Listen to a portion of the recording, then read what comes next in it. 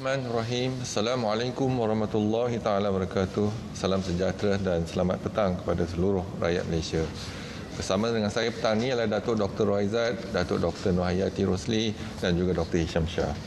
Kementerian Kesihatan Malaysia ingin memaklumkan bahawa pada hari ini Malaysia mencatatkan bilangan kes pulih pada jangkitan COVID-19 sebanyak 900 kes. Ini menjadikan jumlah kumulatif kes yang telah pulih sepenuhnya daripada jangkitan COVID-19 adalah 32,969 kes, iaitu bersamaan dengan 73.1% daripada jumlah keseluruhan kes. Pecahan kes yang sembuh pada hari ini adalah seperti berikut. Negeri Sabah 447 kes, Selangor 154 kes, Pulau Pinang 113, Negeri Sembilan 82 kes, Wilayah Persekutuan Labuan 75 kes, Kedah 14 kes, Terengganu 6 kes, Sarawak 3 kes, Johor 3 kes dan Perak 3 kes. Secara keseluruhannya sehingga 13 November 2020 jam 12 tengah hari, sebanyak 1,304 kes baru telah dilaporkan. Ini menjadikan jumlah kes positif COVID-19 di Malaysia adalah sebanyak 45,095 kes. Manakala jumlah kes aktif dengan kumulatif jangkitan COVID-19 adalah 11,822 kes. Untuk makluman, negeri Sabah mencatatkan sebanyak 556 kes, iaitu 42.6% daripada jumlah keseluruhan kes positif pada hari ini. Negeri-negeri di Lembah Kelang pula mencatatkan 567 kes, iaitu peningkatan sebanyak 2.5 kali ganda berbanding dengan 224 kes positif semalam. Negeri Selangor melaporkan 364 kes pada hari ini, iaitu 27.9%, dan wilayah Persekutuan Kuala Lumpur sebanyak 202 kes, iaitu 15.5% daripada jumlah keseluruhan kes positif yang dilaporkan pada hari ini. Daripada 567 kes yang dilaporkan di negeri-negeri di Lembah Kelang, sebanyak 488 kes, iaitu 86.1% adalah daripada kluster sedia ada. Iaitu kalau kita lihat pada hari ini, kluster yang menyumbang pada kes yang banyak ialah kluster Tapak Bena, Damalela dan juga kluster Hentian. Pada hari ini, sebanyak 33 kes, iaitu 2.5% yang dilaporkan pula adalah berkaitan dengan kluster-kluster di pusat tahanan sementara dan penjara. Ini melibatkan kluster penjara Seberang Perai, 20 kes, kluster penjara Kepayang, 8 kes, kluster Rumah Merah, 3 kes dan kluster Tembok, 2 kes. Ingin dimaklumkan daripada 1,304 kes baru yang dilaporkan pada hari ini, 4 kes import telah dilaporkan, iaitu kesemua kes melibatkan warga negara yang tiba dari negara Arab Saudi 3 kes dan Mesir 1 kes. Perincian kes penularan COVID-19 dalam negara adalah seperti berikut. Di negeri Sabah, 556 kes telah dilaporkan. 188 kes daripada kluster sedia ada, termasuk 51 kes daripada kluster baru, iaitu kluster Bong Gaya dan kluster Jambatan B. 233 kes daripada saringan kontak rapat kes positif dan 135 kes daripada lain-lain saringan. Di negeri Selangor, 361 kes telah dilaporkan, iaitu 292 kes daripada kluster sedia ada, 28 kes daripada saringan kontak rapat kes positif dan 41 kes daripada lain-lain saringan. Di wilayah Persekutuan Kuala Lumpur, 201 kes telah dilaporkan, iaitu 196 kes daripada kluster sedia ada dan 5 kes daripada lain-lain saringan. Di Negeri Sembilan, 83 kes telah dikesan, iaitu 63 kes daripada kluster sedia ada, 15 kes daripada saringan kontak rapat kes positif dan 5 kes daripada lain-lain saringan. Di Pulau Pinang, 42 kes telah dikesan, iaitu 28 kes daripada kluster sedia ada, 9 kes daripada saringan kontak rapat, 1 kes severe acute respiratory infection dan 4 kes daripada lain-lain saringan. Di negeri Sarawak, 13 kes telah dikesan, iaitu 11 kes pada kluster sedia ada, termasuk 10 kes daripada kluster baru, iaitu kluster Abel dan 2 kes daripada lain-lain saringan. Di negeri Perak, 13 kes telah dikesan, iaitu 8 kes daripada kluster sedia ada, 1 kes severe acute respiratory infection dan 4 kes daripada lain-lain saringan. Di negeri Melaka, 13 kes telah dilaporkan daripada kluster-kluster sedia ada, termasuk 10 kes daripada kluster baru, iaitu kluster BMU. Di negeri Kedah, 5 kes daripada kluster-kluster sedia ada telah dilaporkan. Di negeri Kelantan, 5 kes telah dikesan, iaitu 4 kes daripada kluster sedia ada dan 1 kes severe acute respiratory infection. Di wilayah Persekutuan Labuan, 4 kes telah dilaporkan, iaitu 2 kes daripada kluster sedia ada dan 1 kes daripada saringan kontak rapat kes positif dan 1 kes daripada lain-lain saringan. Di negeri Johor, 3 kes daripada saringan kontak rapat kes positif telah dilaporkan. Di wilayah Persekutuan Putrajaya, 1 kes daripada lain-lain saringan COVID-19 telah dilaporkan. Sehingga kini terdapat 96 kes positif COVID-19 yang sedang dirawat di unit rawatan rapi, di mana 39 kes memerlukan bantuan pernafasan. Daripada maklumat terkini yang dilaporkan ke CPRC Kebangsaan, duka cita dimaklumkan bahawa terdapat pertambahan 1 kes kematian berkaitan dengan COVID-19 pada hari ini. Justru jumlah kumulatif kes kematian COVID-19 di Malaysia adalah sebanyak 304 kes, iaitu bersama dengan 0.7% daripada jumlah keseluruhan kes.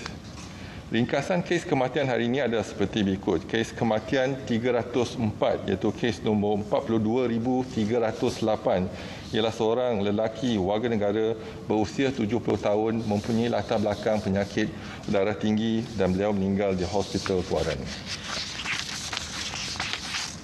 Seterusnya, Kementerian Kesihatan ingin memaklumkan bahawa terdapat 4 kluster baru yang telah dikenal pasti pada hari ini.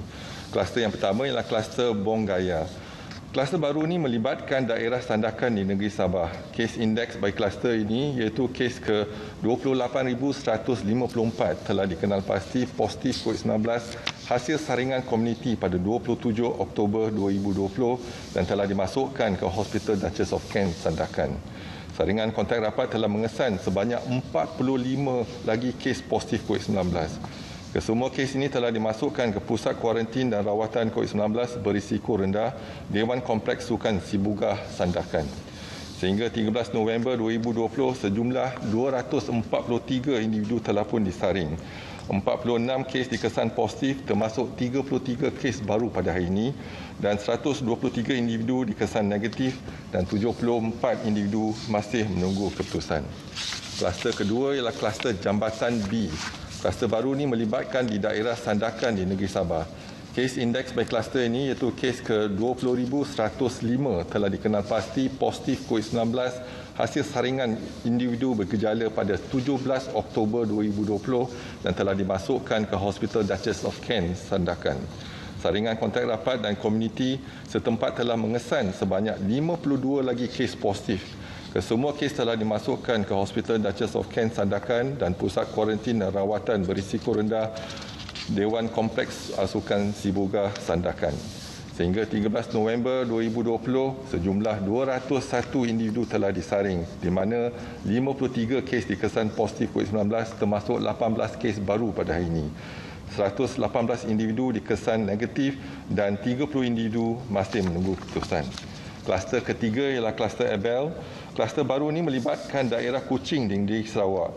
Kes indeks bagi kluster ini iaitu kes ke 42,016 telah dikenal pasti positif hasil saringan Kendiri pada 10 November 2020. Saringan kontak rapat telah mengesan sebanyak 13 lagi kes positif. Kesemua kes telah dimasukkan ke Hospital Umum Sarawak. Sehingga 13 November 2020, sejumlah 70 individu telah disaring di mana 14 kes dikesan positif termasuk 10 kes baru pada hari ini, 13 individu dikesan negatif dan 43 individu masih menunggu keputusan. Kluster terakhir ialah kluster BMU. Kluster baru ini melibatkan daerah Jasin di negeri Melaka. Kes indeks bagi kluster ini iaitu kes ke 45,077 telah dikenal pasti positif hasil saringan individu bergejala pada 11 November 2020 dan telah dimasukkan ke Hospital Melaka. Saringan kontak rapat telah mengesan sebanyak 9 kes positif COVID-19. Sehingga 13 November 2020, sejumlah 69 individu telah disaring, di mana 10 kes dikesan positif termasuk 9 kes pada hari ini dan 59 individu masih menunggu keputusan. Ingin dimaklumkan daripada 158 kluster aktif COVID-19 yang dilaporkan, sebanyak 65 kluster iaitu 41.1% adalah berkaitan dengan tempat kerja, termasuk 2 kluster baru yang diumumkan pada hari ini.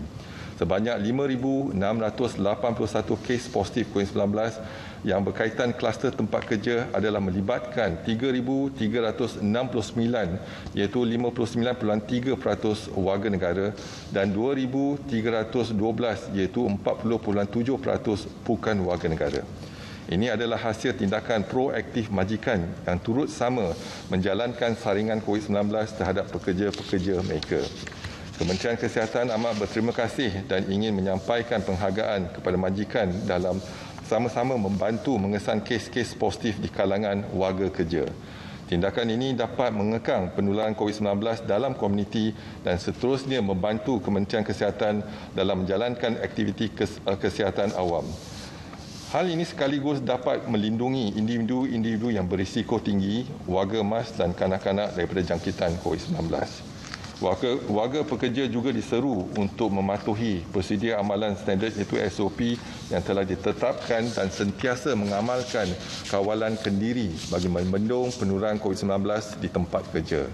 Majikan dan warga pekerja hendaklah sentiasa memastikan persekitaran tempat kerja dan kawasan guna sama, contohnya tandas, dapur dan pantry yang bersih dan selamat bagi memutuskan rantaian jangkitan COVID-19. Selain daripada itu, pihak majikan juga diingatkan untuk memastikan pekerja mereka mematuhi segala SOP yang telah ditetapkan, termasuk menjaga kebersihan di kawasan penginapan dan tempat tinggal. Didapati risiko penularan adalah amat tinggi bagi kawasan penginapan yang sesak dan sempit. Kementerian ingin menasihati orang ramai agar terus patuh kepada saranan-saranan serta nasihat-nasihat kesihatan yang sering ditekankan. Jadikanlah nasihat-nasihat ini satu kebiasaan baru dalam kehidupan harian. Elakkan 3S iaitu elakkan kawasan yang sesak, elak kawasan yang sempit dan elak sembang atau tutur dengan jarak yang dekat. Amalkan 3W iaitu kerap mencuci tangan dengan air dan sabun, memakai alat pelitup muka di tempat awam atau jika bergejala, dan amaran daripada kementerian yang lebih berkonsep peringatan seperti elakkan bersalaman dan bersentuhan termasuk melagakan mana-mana bahagian tubuh badan sebagai menggantikan cara kebiasaan bersalaman. Amalkan etika batuk dan bersin yang betul. Dapatkan rawatan segera jika berjala. Duduk di rumah dan elakkan aktiviti kunjung-mengunjung. Lakukanlah aktiviti disinfeksi dan pembersihan di kawasan yang kerap disentuh. Patuhilah kepada SOP sebagai norma baru, iaitu syarat-syarat seperti yang ditetapkan di bawah Perintah Kawalan Pergerakan. Orang yang berisiko tinggi seperti kanak-kanak, warga emas dan orang kurang upaya perlu dilindungi. Manakala individu tidak sihat dan bergejala dikehendaki menjalani pemeriksaan kesihatan. Penjarakan fizikal sekurang-kurangnya 1 meter diamalkan pada setiap masa. Di kesempatan ini, Kementerian Kesihatan Malaysia ingin mengucapkan selamat Hari Deepavali kepada semua penganut agama Hindu dengan ucapan Deepavali Vatukal. Adalah diingatkan dalam kemeriahan menyambut pesta cahaya, amalan SOP jangan dilupakan. Kementerian akan terus memantau perkembangan kejadian jangkitan dalam negara dan juga luar negara melalui maklumat yang diperoleh daripada pihak Pertubuhan Kesihatan Sedunia. Orang awam akan sentiasa dimaklumkan sebarang perkembangan terkini dan kementerian akan memastikan langkah pencegahan dan kawalan yang sewajarnya adalah dilaksanakan secara berterusan. Seterusnya dimaklumkan kes seharian COVID-19 yang dilaporkan dan ramalan kes daripada 1 Oktober sehingga 14 November 2020 mengikut unjuran kadar kebolehjangkitan. Semalam 919 kes telah dilaporkan, iaitu kurang daripada unjuran kebolehjangkitan 1 iaitu 970. Namun begitu, pada hari ini, kes harian hari ini adalah melebihi unjuran kadar kebolehjangkitan 1 iaitu 1,304. Juga slide seterusnya menunjukkan pergerakan 14 hari kes COVID-19 mengikut daerah di Malaysia. Tumpuan kita adalah di negeri-negeri Lembah Kelang, Selangor, Kuala Lumpur dan Putrajaya serta Negeri Sembilan Iaitu kalau kita gabungkan keempat-empat negeri, kes adalah dilaporkan hari ini ialah 650, iaitu lebih tinggi daripada negeri Sabah. Dan daerah yang kita lihat sekarang hari ini ialah kita tumpu pada daerah Port Dickson mencapai hampir 40 kes dan mungkin besar kemungkinan esok akan menjadi zon merah untuk daerah Port Dickson. Seterusnya di negeri Sabah, kes harian COVID-19 adalah dalam komuniti masih dikesan dan saringan dan ujian masih dipergiatkan. Walau bagaimanapun kita dapati kes lebih stabil sekarang ini di negeri Sabah dan juga seperti di negeri Sarawak dan juga di wilayah Persekutuan Labuan. Dilaporkan penggembara dan pemasautin tetap yang dikesan positif COVID-19 dan pulang dari luar negara dari 3 April hingga 13 November 2020 adalah sejumlah 1,246 kes. Pada hari ini ada pertambahan 4 kes import, iaitu 3 kes dari Arab Saudi dan 1 kes pulang daripada Mesir. Setakat 13 November 2020, 294 kluster telah dilaporkan dan 136 kluster telah tamat tempoh pemantauan dan pengawasan untuk tempoh 28 hari termasuk 3 kluster pada hari ini. Iaitu kluster pertama ialah kluster Selasih yang melibatkan 20 warga negara dan tiada kematian. Kluster yang kedua ialah kluster Bah Pengkalan melibatkan 6 kes dan tiada warga negara dan tiada kematian. Kluster terakhir ialah kluster Bah Pasir melibatkan 5 kes warga negara dan juga tiada kematian. Dari laporan kluster COVID-19 yang aktif di Malaysia sehingga 13 November 2020 adalah sejumlah 158 kluster termasuk 4 kluster baru pada hari ini.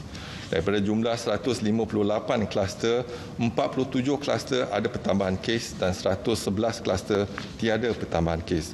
2 kluster penyumbang terbesar pada hari ini, kes pada hari ini adalah yang pertama, kluster Tapak Bena Daman Lela, iaitu ada pertambahan 191 kes menjadikan jumlah kes 282. Individu yang disaring setakat ini adalah 2,366. Kluster kedua yang terbesar penyumbang kes pada hari ini ialah kluster Hentian. Ada pertambahan 164 kes menjadikan jumlah kes 662. Individu yang disaring setakat ini adalah 7,130. Kluster Perigi di Kelang Selangor ada pertambahan 82 kes menjadikan jumlah kes 187. Individu disaring 356. Kluster baru ialah Bong Gayah di Sandakan Sabah ada pertambahan 33 kes. Jumlah kes ialah 46 dan jumlah yang disaring 243. Kluster Kara Munting di Sandakan Sabah ada pertambahan 31 kes. Jumlah kes 52 dan individu disaring 61.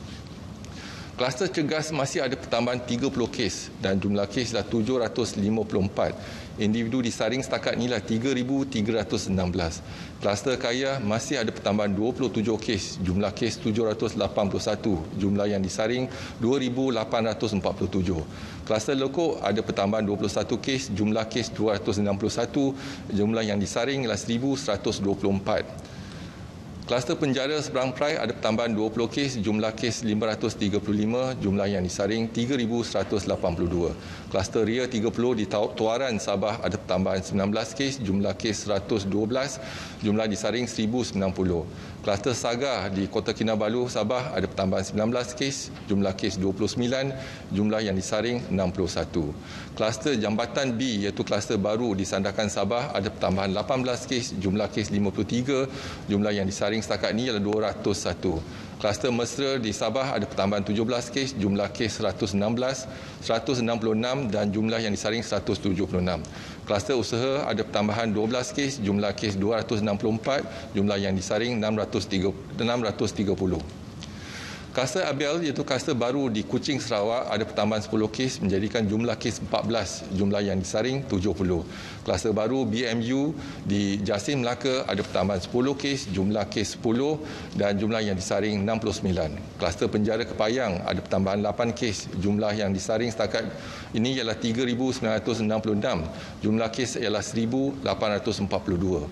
Kluster Teratai ada pertambahan 7 kes, jumlah kes adalah 111, jumlah yang disaring 568. Kluster Rengas ada pertambahan 6 kes, jumlah kes 121, jumlah yang disaring 682. Kluster Buntar masih ada pertambahan 6 kes, jumlah kes 86 yang disaring 1,222. Kluster Liawan di Keningau Sabah ada pertambahan 6 kes, jumlah kes 35 yang disaring 1,105.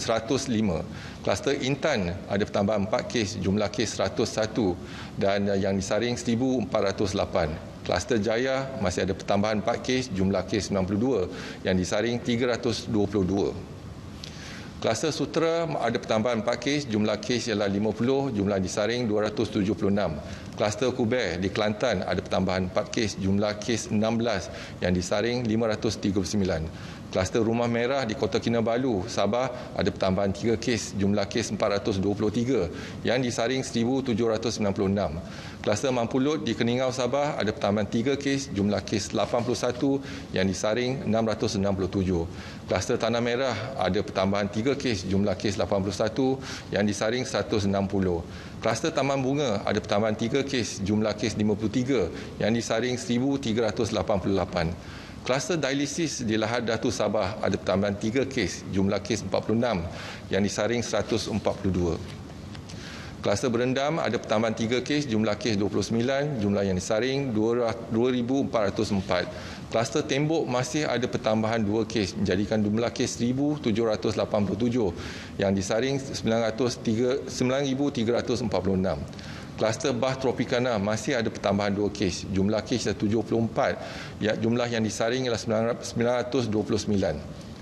Kluster Pematang ada pertambahan 2 kes, jumlah kes 66 yang disaring 1,536. Kluster Tinusa di Sandakan Sabah ada pertambahan 2 kes, jumlah kes 38 yang disaring 589. Kluster Taman Laut di Sandakan Selangor kluster Taman Laut di Selangor iaitu ada pertambahan 2 kes, jumlah kes ialah 30 yang disaring 124. Kluster Tatahan di Kota Kinabalu Sabah ada pertambahan 2 kes, jumlah kes 20 yang disaring ialah 32. Kluster Danau di Titiwangsa Kuala Lumpur ada pertambahan 2 kes menjadikan jumlah kes 15 yang disaring 1,674. Kluster Sagu King di Labuan ada pertambahan 1 kes menjadikan jumlah kes 379 yang disaring adalah 3,539. Kluster utama masih ada pertambahan 1 kes, jumlah kes adalah 270 yang disaring 1,227. Kluster Keladi ada pertambahan 1 kes, jumlah kes adalah 55 yang disaring 355. Kluster Limbungan di Labuan ada pertambahan 1 kes menjadikan jumlah kes 53 yang disaring 383. Kluster Bah Medan di Sepang Selangor ada pertambahan 1 kes, jumlah kes 45 yang disaring 399. Kluster Wisma Sebekas di Kuching Sarawak ada pertambahan 1 kes menjadikan jumlah kes 42 yang disaring 1,245. Kluster Nahaba di Kota Belud Sabah ada pertambahan 1 kes, jumlah kes 33 yang disaring 642. Kluster Ikhtisas ada pertambahan 1 kes, jumlah kes adalah 25 yang disaring 375. Kluster Tembaga ada pertambahan 1 kes, jumlah kes ialah 15 yang disaring 174. Dan kluster yang lain iaitu kluster Benteng Lahad Datu, kluster Pusat Tahanan Tawau Sabah, Penjara Reman, kluster Bangau-Bangau, kluster Penjara Sandakan, kluster 7 Serangkai, kluster Ramai-Ramai dan kluster Bah Mangis tiada pertambahan kes. Lain-lain kluster juga tiada pertambahan kes. Seterusnya dimaklumkan laporan kapasiti harian 61 makmal COVID-19 di seluruh negara yang menjalankan RT-PCR pada 12 November 2020 adalah sejumlah 59,390 ujian. Semalam kita berjaya melaksanakan 32,594 ujian iaitu bersamaan dengan 55%. Juga dimaklumkan kapasiti harian 3 makmal COVID-19 di negeri Sabah yang menjalankan ujian RT-PCR pada 12 November adalah sejumlah 2,700 ujian. Semalam ketiga-tiga makmal di negeri Sabah berjaya melaksanakan 3,002 ujian seharian iaitu bersamaan dengan 111%. Juga dimaklumkan jumlah klimatis sampel yang dihantar untuk ujian RT-PCR ke Semenanjung dari negeri Sabah adalah setakat 12 November 2020 adalah sejumlah 48,752 sampel.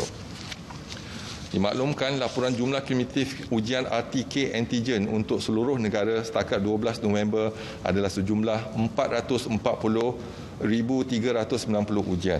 Daripada jumlah tersebut, 8,175 ujian adalah positif, iaitu bersamaan dengan 1.9%. Juga dimaklumkan laporan jumlah kumulatif ujian RTK antigen untuk negeri Sabah sahaja setakat 12 November adalah sejumlah 146,588 ujian. Daripada jumlah tersebut, 7,133 ujian adalah positif, iaitu bersamaan dengan 4.9%. Jadi pada hari ini kita dapat simpulkan 1,304 kes positif COVID-19 telah dikesan dan dengan 4 kes import, 4 kluster baru, 1 kes kematian, 3 kluster telah ditamatkan pemantauan untuk tempoh 28 hari serta 2 kluster penyumbang terbesar iaitu kluster Tapak Bena Daman Lela 191 kes dan kluster Hentian 164 kes. Dan saya buka kepada sebarang pertanyaan, dipersilakan. Assalamualaikum Tan Sri. Tan Sri, ada aduan daripada orang ramai mengenai perkhidmatan Jabat Kesihatan Daerah terutama di Selangor yang tidak menjawab panggilan mereka yang sedang menunggu keputusan swab test. Susulan itu juga yang mencadangkan supaya keputusan swab test boleh diperiksa melalui laman sesawang. Apa pandangan Tan Sri? Terima kasih. Jadi sekarang ni orang ramai telefon kepada pusat kesihatan tersebut. Jadi dalam tempoh kurang pada 24 jam. Jadi memang pusat kesihatan tersebut menerima banyak panggilan dan jadi ujian tersebut mungkin mengambil masa tempoh 48 hingga 72 jam. Jadi yang pertama kita harapkan orang ramai dapat bersabar sebab PKD akan menelpon individu-individu yang kalau keputusan telah pun siap daripada individu yang telefon kepada PKD, biarkan PKD yang melaksanakan tugas tersebut untuk memaklum kepada individu tersebut. Kalau kita menggunakan website ataupun laman sesawang, jadi ada isu kerahsiaan, iaitu kalau kita tak boleh pamerkan nama-nama di sesawang untuk individu yang melihat sama ada positif atau tidak. Ini adalah di bawah Akta Perubatan tahun 71, Akta Kerahsiaan Pesakit. Tak boleh kita letak pada sesawang atau website untuk rujukan. Jadi Kementerian Kesihatan iaitu PKD yang terlibat akan melaksanakan tugas untuk menghubungi individu-individu apabila keputusan itu telah siap.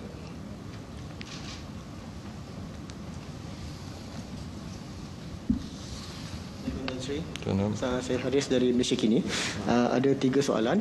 Pertama adalah susulan daripada statement Tan Sri tadi mengenai penularan di tempat kerja. Majoriti kes penularan di tempat kerja ini adakah berlaku di tempat kerja sendiri ataupun di penginapan untuk pekerja? Dan dalam masa kini majikan sekarang ni majikan hanya digalakkan menghantar pekerja untuk ujian COVID-19, terutama yang berinteraksi dengan masyarakat. Mungkin ada cadangan untuk mewajibkan pula ujian kepada warga kerja tempatan yang kembali bekerja, terutama yang kembali dari zon merah selepas PKPB tamat. Yang kedua, mengenai 400 orang yang lari dari Salak Tinggi, ada timbul isu mengenai aplikasi MySejahtera yang dikatakan digunakan untuk menjejak 400 individu ini. Ada yang menuduh bahawa ini adalah satu bentuk abuse aplikasi MySejahtera. Mohon penjelasan Tan Sri mengenai perkara ini. Dan terakhir sekali, di UK hari ini ada berita pesakit paling lama dirawat 222 hari keluar setelah sembuh lah. Kalau boleh nak tahu kalau di Malaysia ni paling lama pesakit yang dirawat untuk COVID berapa hari? Terima kasih Tan Sri. Okey, terima kasih. Ada 3 soalan kat situ. Soalan pertama ialah jangkitan di tempat kerja. Jadi ini bukan kali pertama yang kita dapati jangkitan menular di tempat kerja. Jadi gelombang kedua dulu pun kita dapati banyak jangkitan di tempat kerja.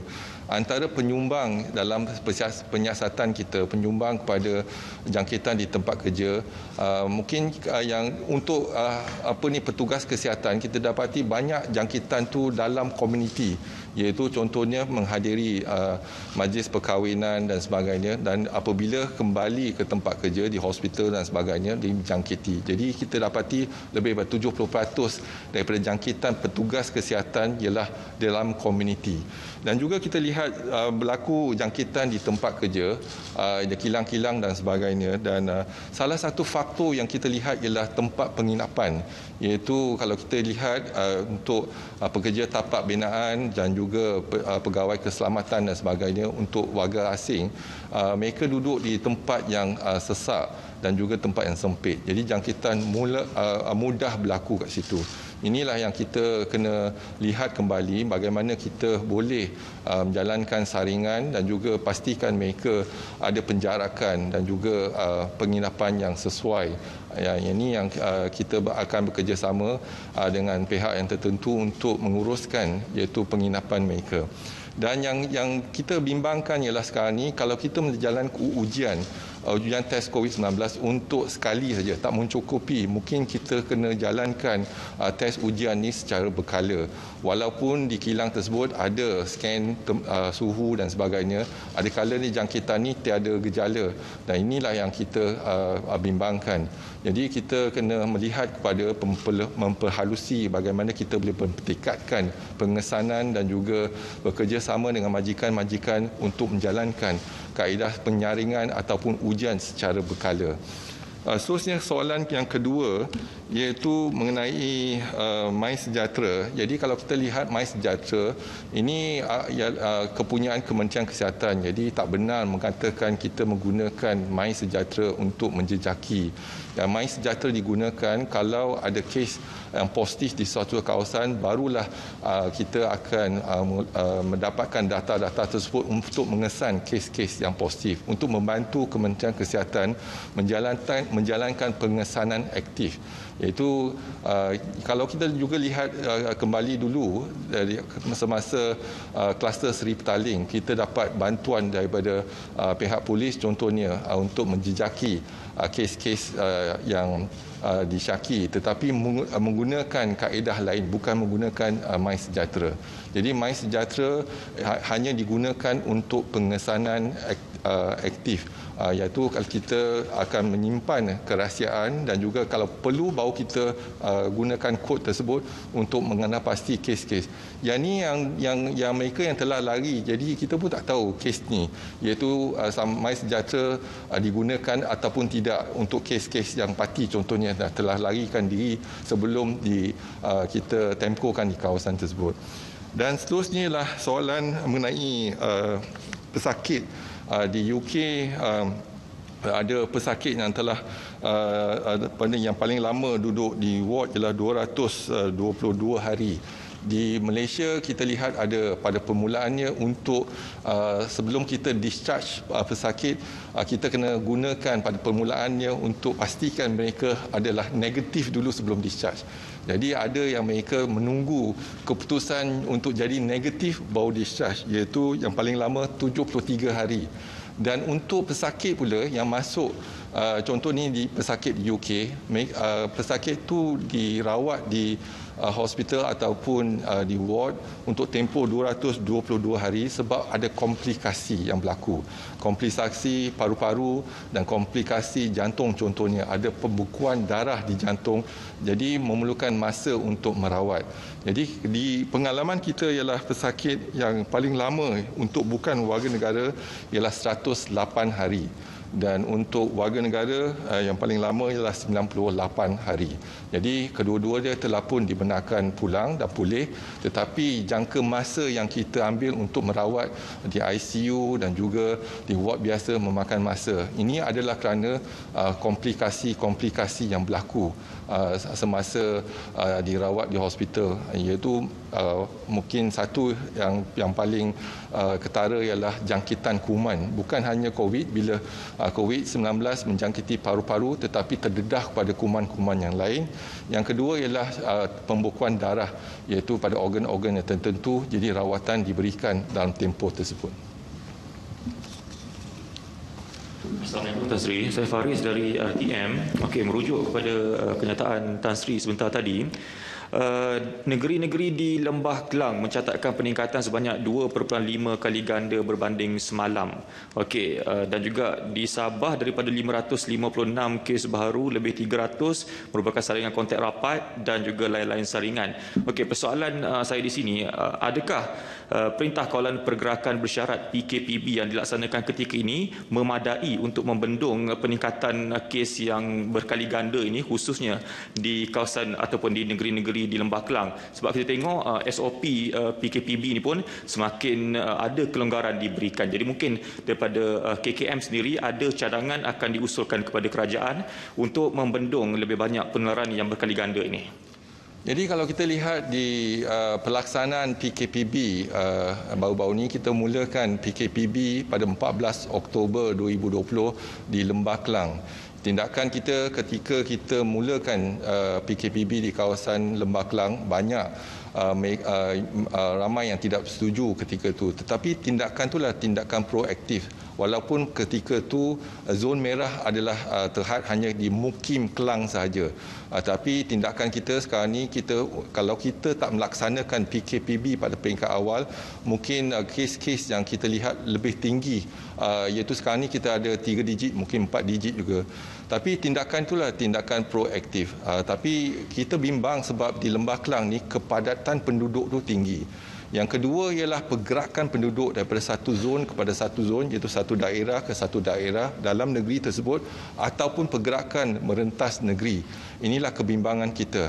Kalau kita lihat di negeri Sabah contohnya, zon merah, tetapi pergerakan iaitu individu yang keluar dari negeri Sabah, sama ada ke Labuan ataupun ke negeri Sarawak ataupun balik ke Semenanjung, kita menjalankan saringan. Ada satu ketika dulu kita kuarantinkan mereka yang positif ataupun terdedah pada kes yang positif. Kita laksanakan saringan tersebut.